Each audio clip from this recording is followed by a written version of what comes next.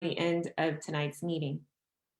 It's not just about ums, ahs, so's, buts, these filler words, although it's very important to limit that, but it is also about expressing yourself in a manner that is professional and of the highest quality, which is what we aim to do here in Toastmasters, to bring it to the real world application and have practical skills.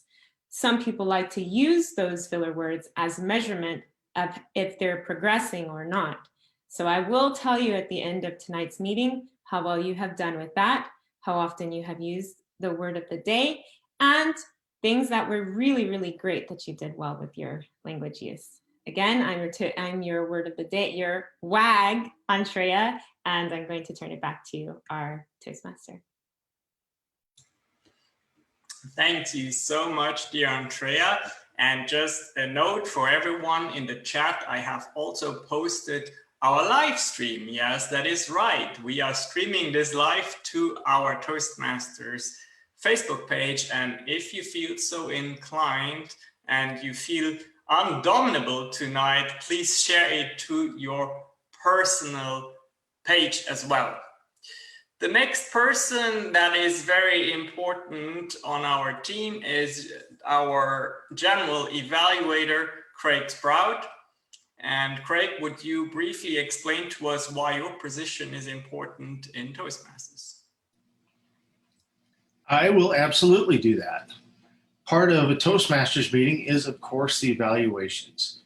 And that is where we get immediate feedback on our performance, where we learn from our speaking, and where we can improve ourselves and make our speaking better. I will also be presenting a general evaluation of the meeting once complete, where we go over what we did well as a club and where we can improve as a club as well. That is my job as general evaluator, Mr. Toastmaster. Thank you so very much. And I see that our actual Toastmaster of the night, Harlan Pickett, has joined us. And I'm just checking with him if he wants to take over or if he just wants to stay timer of the night. And I will continue with the Toastmastery.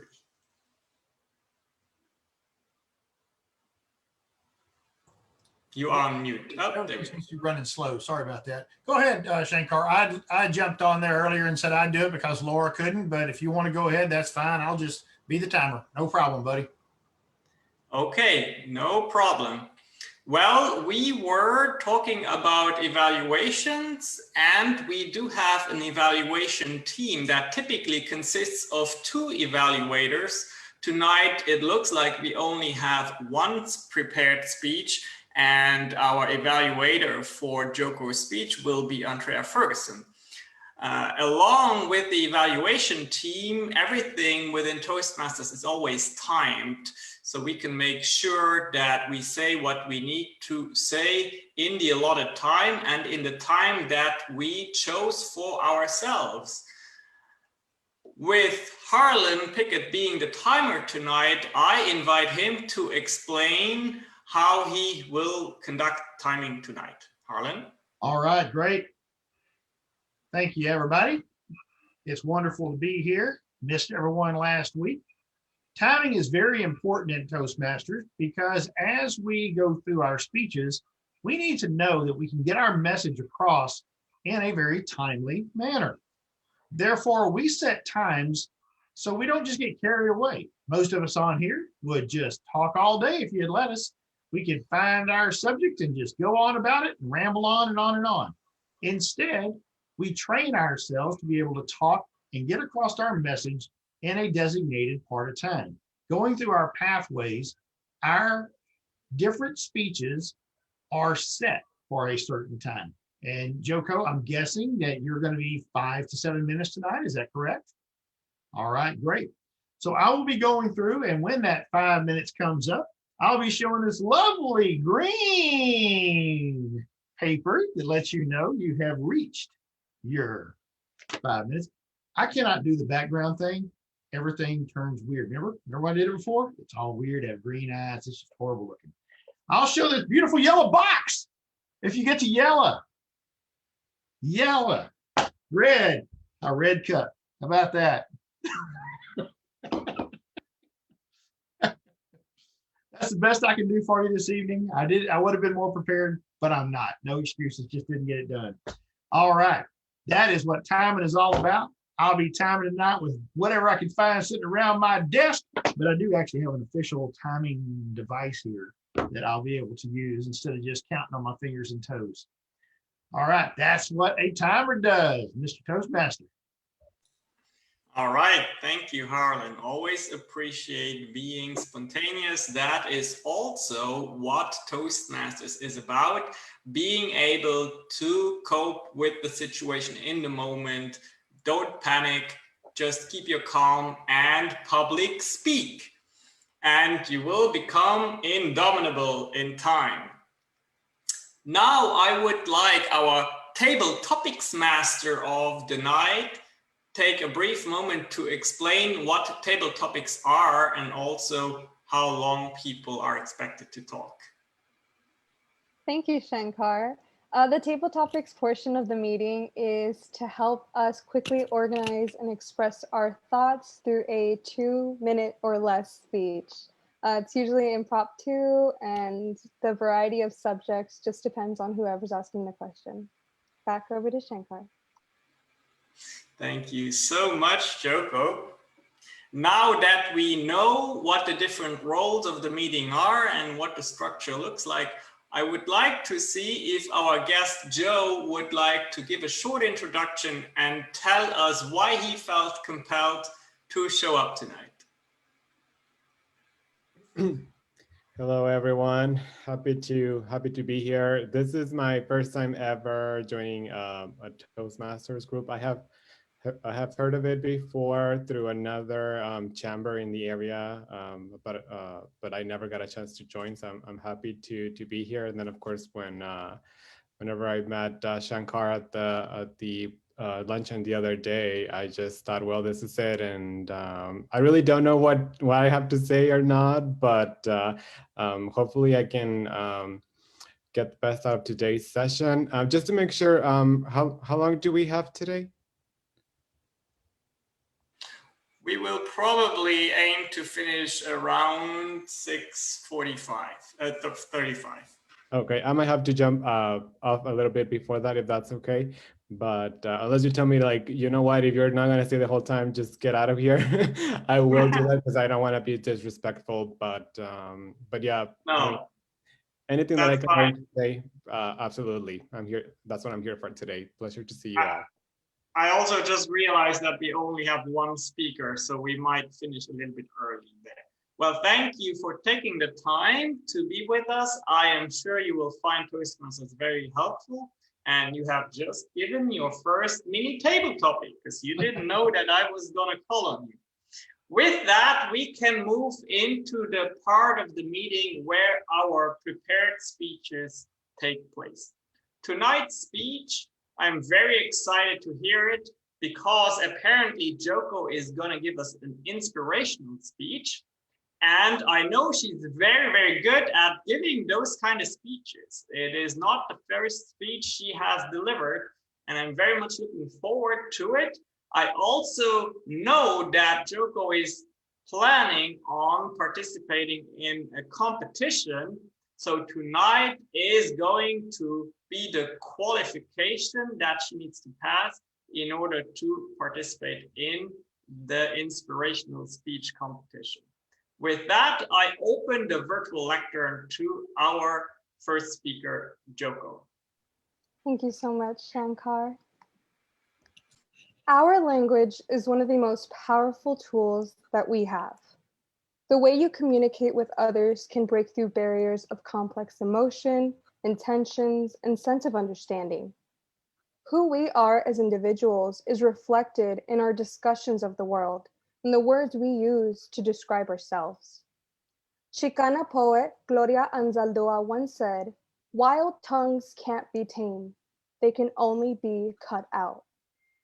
That quote resonated with me on a deeper level because the experience she and I share is what it feels like to be a woman raised within the framework of Chicano culture. The Chicana experience comes with a variety of issues and complex identities. But the one thing that is shared throughout my culture is how patriarchal systems exercise their power. Patriarchy is a power imbalance that puts men on a pedestal while women are expected to be subservient. This dynamic is contingent on the woman staying in the position expected of them. A consequence of these expectations is Marianismo, which is the veneration of feminine virtues like purity and moral strength. An institution that helps manifest this outcome is the Catholic Church. Catholicism has had a powerful reach over the Chicano community. In their religion is a notorious story of a woman named Mary who represents purity and a proximity to holiness. The idea of Mary was curated over time by men who had power within the church. What they did was create an unrealistic expectation of our role as women, because they knew if they manipulate the narrative, they can continue to keep their influence. Any person who dares to question the rules of our identity are shamed, isolated, and diminished for stepping out of line. Even when the data shows that women in Mexico are disparaged. Approximately 10 women are killed every day in Mexico, and the rate of femicide has only doubled in the past 5 years. 77% of Mexican women report not feeling safe within their own community. Yet, in light of this research, political figures like the president have expressed indifference to these staggering rates of murder. What this reminds us as women is that we are systemically diminished. How men at every level trivialize the severity of our own experiences. I saw how these same expectations played out within my own life. I was taught that not only do I have to meet this standard of holiness and purity, but I also have to sacrifice my individuality to please men. It didn't help that I saw this sentiment shared by other women who upheld those values in order to assimilate.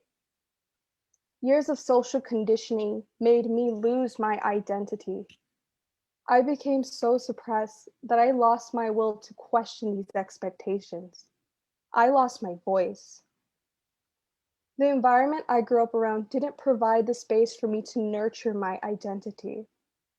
My family had immigrated from Mexico to find shelter from the extreme violence and poverty they face. We spent years running away from ICE department officials, never finding stability.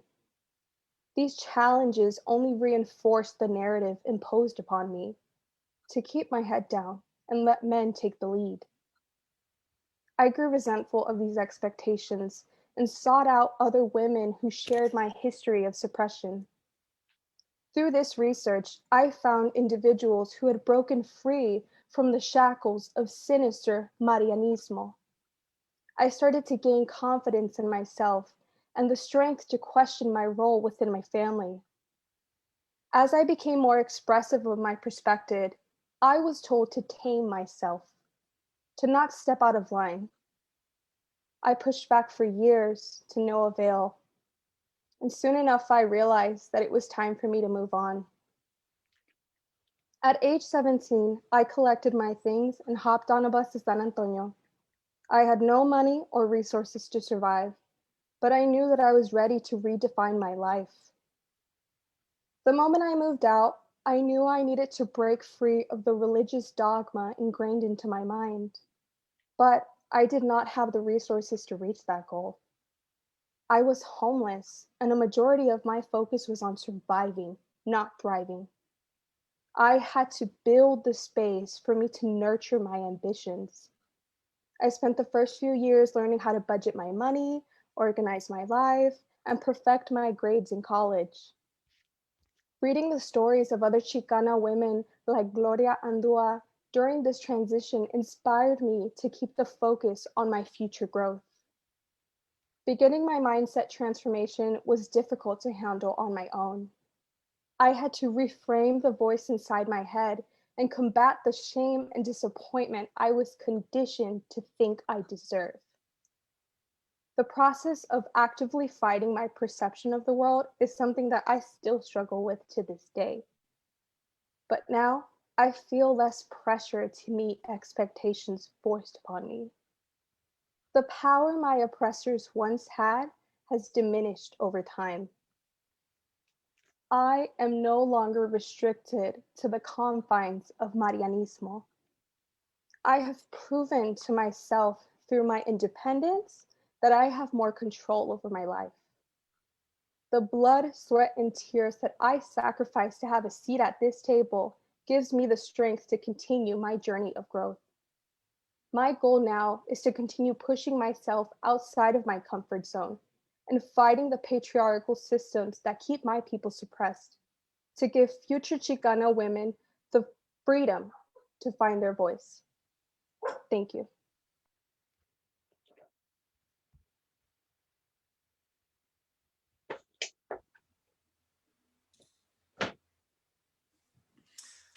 Wow, Joco, what an amazing speech. Thank you so much.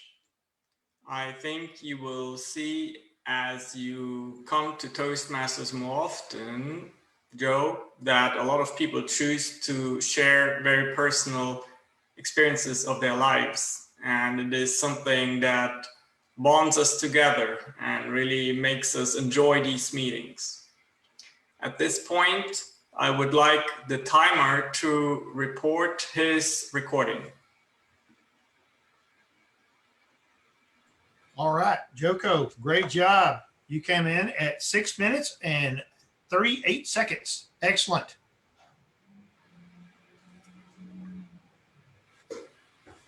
Fantastic. It is time for table topics. Joco, there is no rest for you tonight. On to your next mission.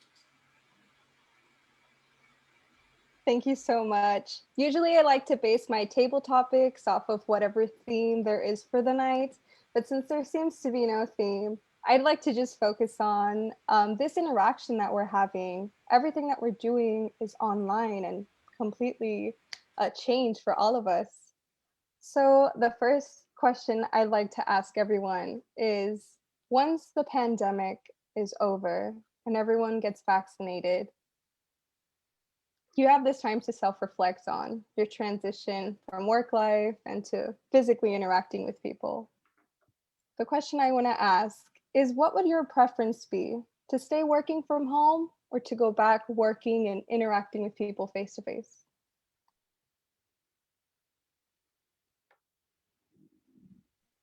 Anyone can volunteer for this. Okay, thank you, Shankar. That is a very good question, Joco, and I have actually thought a lot about it because I see myself and my company really, really thriving in this new virtual environment. Why? Because you can actually be a lot more effective with resources.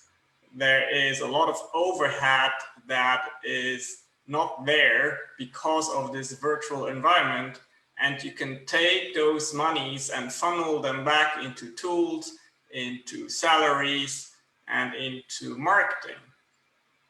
Something else that I noticed is that professional conferences have become, in a way, more affordable and also more democratic. It's much easier to have access to the so-called VIPs of the events, and you might just find out that by attending a virtual conference, you make business connections easier and better. One aspect that I do miss about in-person networking and conducting business in person is that it is harder to read someone's body language in the virtual environment. Very often, when it comes to these initial moments of meeting a person that is interested in your business or meeting a person that you might want to collaborate with, it is not easy to make that judgment in a virtual event only. That being said, I have personally invested in a lot of tools that will allow my company and my employees to continue thriving in a virtual environment, and that will allow us to continue setting up hybrid events in the future. With that, I hand it back to the table topics master, because I don't know if the timer thought about timing this speech. He did, okay. Thank you, Shankar.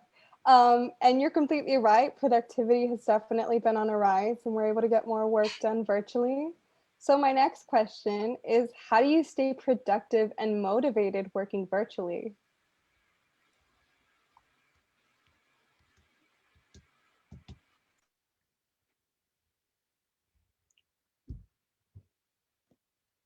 I'll take that one. Thank you, Harlan. No problem. I'll tell you what, it's very interesting how little has changed in my industry. When I look at all the virtual meetings that I have, it hasn't changed people's needs.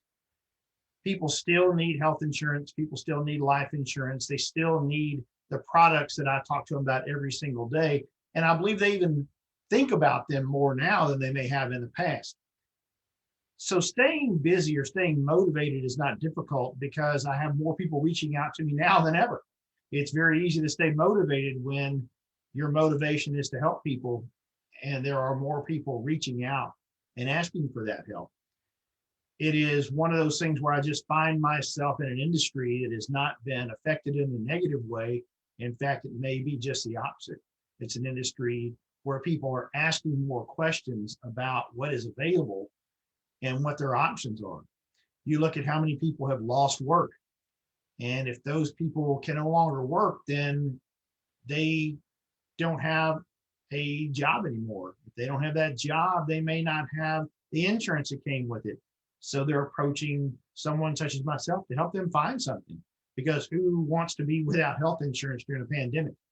What a terrible time to face that prospect. And knowing that you can find something during that is very comforting to people. It gives them that peace of mind to know that they can still be successful in finding something. But it's very difficult to do that. And therefore, my motivation is the same as it always is, and that is to help people. And that keeps me going every single day.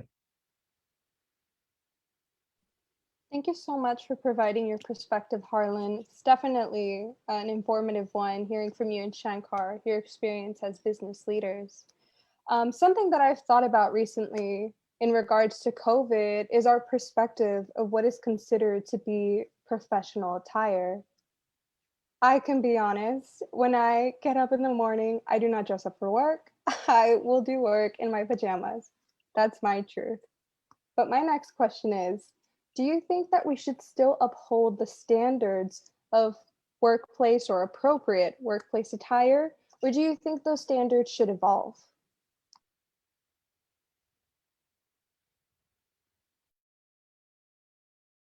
Thank you so much, Andrea. Thank you, Madam Table Topics Master.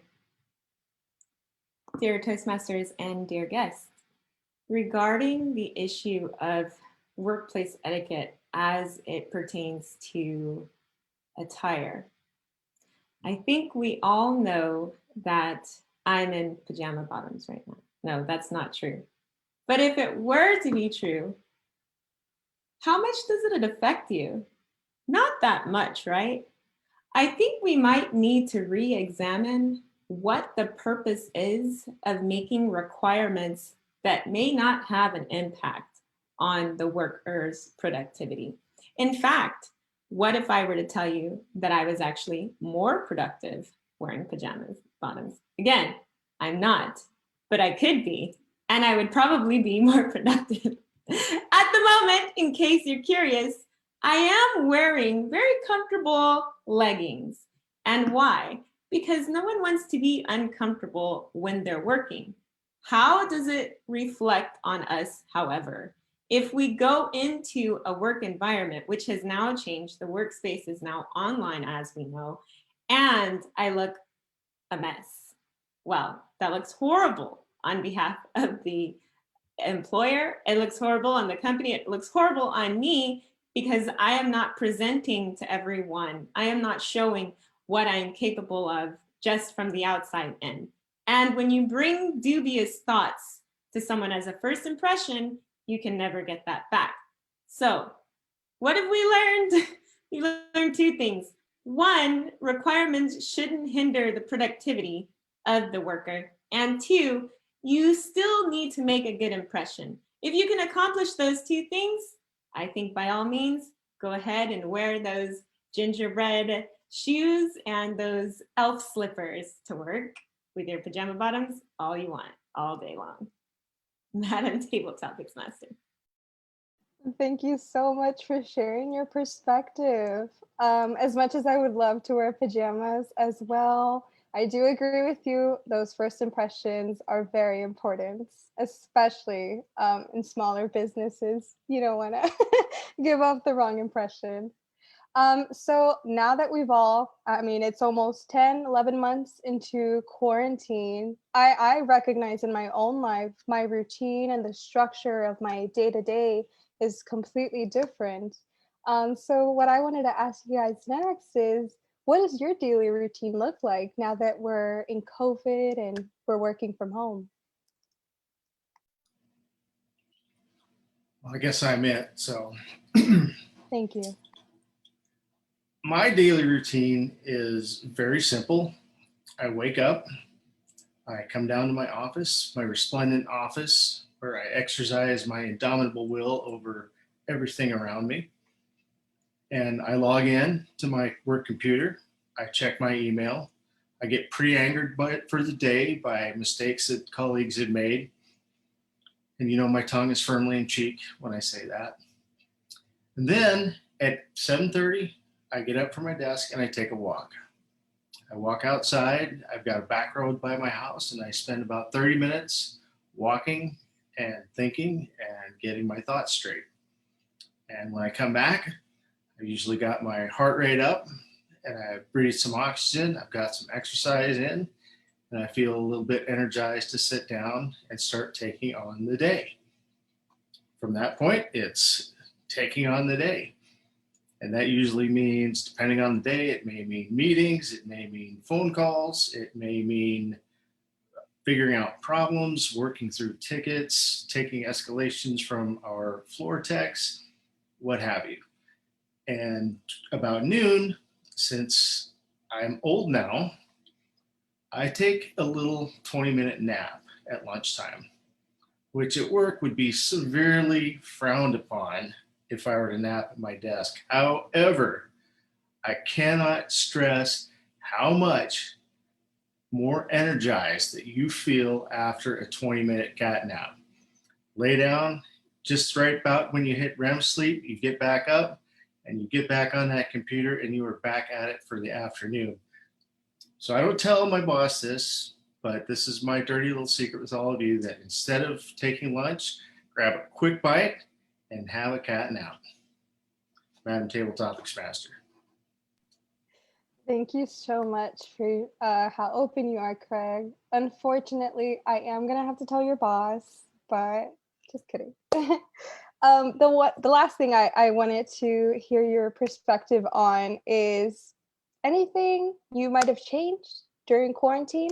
I know for myself, I've always wanted to try brown hair. This is the first time I've done it, and lucky for me, nobody has to see it if it was a big mistake.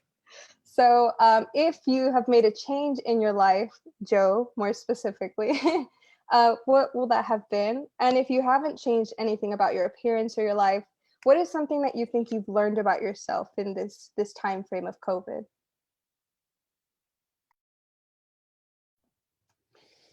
It looks like that was more than one question, but let's see.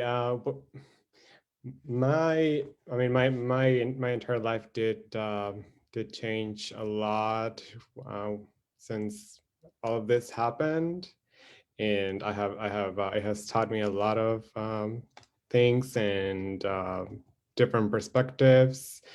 now that I have been at home for so many months consecutively, I I don't see myself transferring. I mean, I don't get me wrong. I do go out for meetings, but I have invested time and funds and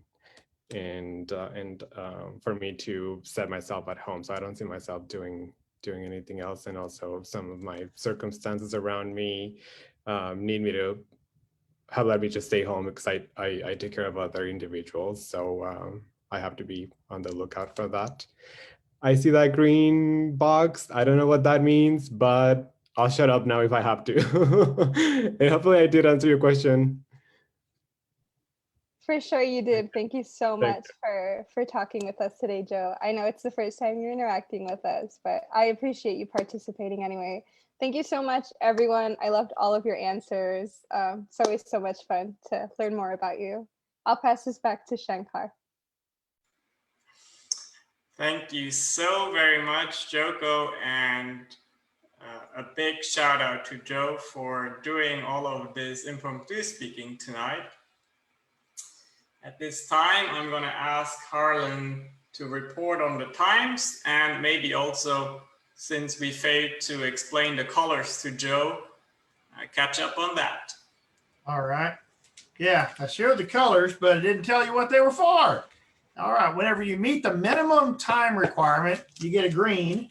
When you get your time is in the middle of being almost terrible, you get a yellow, and then you get a red, in this case, a cup or a phone, or you have reached your maximum allotted time. In this case, for a table topics, that would have been 2 minutes. So what means with the green is that you qualified on the table topics. If you were in a competition of some kind, you met the minimum required time. So you did good. All right, our times for today. Shankar was 2 minutes and 4 seconds. Andrea, 2 minutes and 6 seconds. Craig, 2 minutes even. Joe, you were 1 minute and 13 seconds. And myself was somewhere around 1:40. So everyone had a qualifying time today. You can go a little bit over, Joe. You just have to stay within a certain range. For table topics, that means it's got to be less than 2 minutes and 2 minutes and 15 seconds. All right, thank you very much, Harlan. Now we come to a very, very important part of the meeting, the general evaluation. Why is it important? Because it is where we learn. It is where we show each other support. It is safe to fail within this meeting. And the person tonight that is going to guide us through this process is no other than Craig Sprout. Thank you, Mr. Toastmaster. As stated earlier, I feel like the evaluation portion of the meeting is the most important part because it is where we learn the most, and we can apply that feedback while everything is fresh in our mind because we just completed our speech or our meeting, and we can get that feedback immediately, incorporate it, think about it, and use it the next time we speak. Without any further delay, I will introduce our first evaluator evaluating Joco's speech, and that is Andrea Ferguson. Andrea. Thank you, Mr. General Evaluator. Ladies and gentlemen, the most impressive part of Joco's speech was how comfortable she was in speaking her truth. Notice how we all felt she was very personal, and we just knew that that speech was rooted in something real. I can't speak for all of the crowd or the audience, but I do think that we would all agree. Joco had a really great key message. Notice how her key message and her statistics were perfectly in line with the rest of her content. 77% of Chicanas feel unsafe. This is a powerful statistic. On to what can be improved. 77% of Chicana women feel unsafe. This is also a staggering statistic. That's maybe where I would have liked to have seen more pauses and different types of gestures. For example, when you talked about shackles and breaking free, there's an opportunity right there to use it and use more voice variation as well. There were 2 pauses throughout Joco's speech, accompanied by an adjustment of her glasses frames. Both times could detract from the speech. And if you remember those moments at all, kind of serves to my point. Joco also spoke slower during her table topics. Did you notice? I believe this is her natural speed. And one thing to keep in mind when giving speeches, everyone, is that when we're nervous, we speed up. When you start Toastmasters, something that's very important, which I didn't learn until many evaluations in, is that it's best to have a strong but simple key message so that it's easy to align content A, B, C to follow towards that key message. And not only will your crowd be receptive to your message, they'll remember your points. Notice how Joco really used her hands when talking about power dynamics to express superiority and inferiority, as well as squinted when talking about identity, finger specifically. That's really important when you're trying to express emotion. For example, if you get angry, you can clench your fist or you can squint, a little bit more like that. But again, there could be more gestures during certain types, as I said, with breaking free from the shackles and not only the repetitive kind of movements, your hands stayed in the same location for the entire, pretty much the entire duration of the speech, but that's okay. One other thing Joco mentioned was about the president overlooking these stats, but I can only assume, Joco, that you were referring to the former president and not the current president. So got to adjust for that switch in the administration. I know it's new. Ultimately, Joco, you truly have an indomitable spirit, and I look forward to seeing your speeches in the future because I look forward to seeing you grow and improve your speeches. Dear General Evaluator. Thank you, Andrea. Great job as always. Since we only have one evaluation tonight, we will let Andrea keep speaking. This time she'll put on a different hat and give us our WAG report for the evening. Andrea. Thank you again, Mr. General Evaluator. This was a very interesting evening. I think that we all did pretty good keeping down our so's, ands. I did notice, Joe, you had a couple, but you're new. And honestly, for being the first time here in Toastmasters, you did a really good job. I challenge everyone. Yes, let's give him a round of applause. We do this because it doesn't detract from, well, we can't hear any sound anyway, but we all visibly know what that means. Shankar was the only one who used Indomitable tonight, and I only used it now 2 other times. So maybe I could have selected a word that would have fared a little more. Did anyone else use the word and I just didn't count it? Craig did. I'm sorry, Craig also did. Well, us 3, and I don't really count because it was my word. So maybe we can be more intentional about using these words. I just wanted to say that these words in Toastmasters aren't just meant to be the word of the day, really. Our goal is to apply it practically in our lives so that we can improve our speech. And we have a lot of time, a lot of chance throughout the meeting to practice these words so that we could become familiar with it and hone our speeches even more. Other than that, everyone did a pretty good job. We didn't have another speech, so I couldn't go through any more of so's, us, but it looks pretty good. I'm going to turn it back over to the General Evaluator. Thank you for your time this evening. Thank you, Andrea. And this is the part on sprockets where we dance. No, wait, this is the part in the Toastmasters meeting where we give the general evaluation. And when I say we, I mean me, because I am the general evaluator. First of all, we did start on time. It was touch and go. As members know, part of and I'll expand this for Joe, what we like to do in Toastmasters is stick to our agenda and be respectful of everyone's time. And that means starting on time. And as my club members know, when I'm general evaluator, I will call you out if we don't start on time. And we did start on time. This week, we were a small but mighty gathering.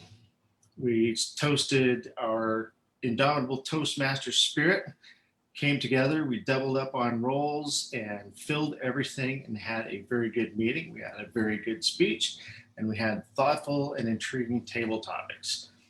We also had our guests participate, which we always like to see. Sometimes that can be a little bit intimidating if you're new to a club. So my hat's off to Joe for taking the plunge. But overall, a great meeting, always enthusiastic, always learning, and always something to take home and think about when the meeting is done.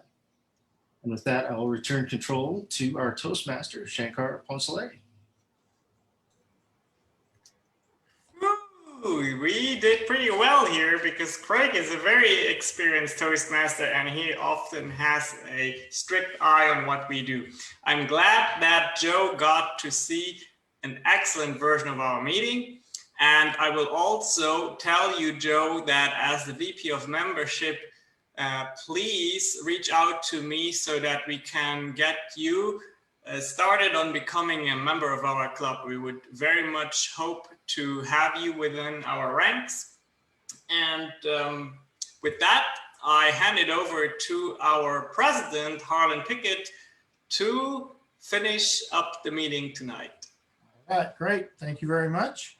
One little piece of business that we need to finish up with, Andrea, your time for your evaluation right under 3 minutes and 29 seconds. So yes, you qualified. If you're going to move forward into the competition for that, you qualified by the hair of your chinny chin chin, as it were. So good job. Yeah, there you go. There you go. Good deal. All right. Well, I sure am glad everyone could take the time out of their day. Hope everyone enjoyed their week off. We are well into the year now. We are at our last meeting of January already somehow. I don't have any idea how that in the world that could have happened, but we will be on February 1st when we meet again. I do not have the schedule pulled up because I was all over busy doing other things, but it didn't, when I looked at it earlier, it doesn't seem to me like we had any roles filled. Oh, I know what it was. It was a different date. We didn't even have the right date on the next one, Shankar. Okay. I think it showed we were meeting in 3 days. Oh, let me fix that.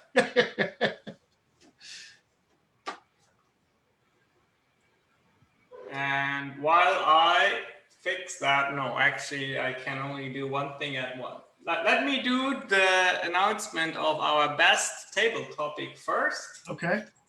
As I have 4 votes in, now is the moment to, yep, now I have 5. And we have a very clear winner tonight, Andrea. Congratulations, best table topic for you. Okay, on to our schedule. I refer to his gingerbread slippers, by the way. You may see them a time or so.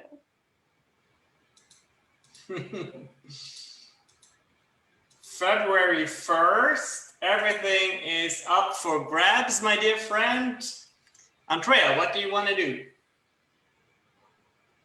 I would like to wait and see Wait and see. what else would like to do. All right. Well, we do know that Andrea will always jump in to do whatever is needed. Joco, how about you? I can give another speech. I think I have to, because I know Laura was mentioning to me that I might have to do another speech anyways to get past level 2 for the competition. So I'll give another one. Awesome. Joco is running through this pathway. It is just a pleasure to witness it. Harlan, how about you? Yeah, I'm going to go ahead and speak too. It's been a while. I haven't spoke since beginning of December, I believe, or middle of December, somewhere around there. Okay, that is good. And how about Craig? I'm gonna do like Andrea and think about it. Okay, I will be an evaluator because that is always needed when people speak. And I should have updated the date as well. Yes, February 1st. Okay. Well, thank you so much. You can sign me up then for evaluator too. Evaluator 2, okay. Do we also need a table topics? Yes. Okay, I'll sign up for that. Oh, I'm sorry. Yeah, I'm hoping that our other members decide to show up and take a role. Yeah, let's try not to double up until we have to. Leave some openings. However, that doesn't mean you can't prepare. And just in case That's you right. come to the meeting. Always good to have some throwdown questions.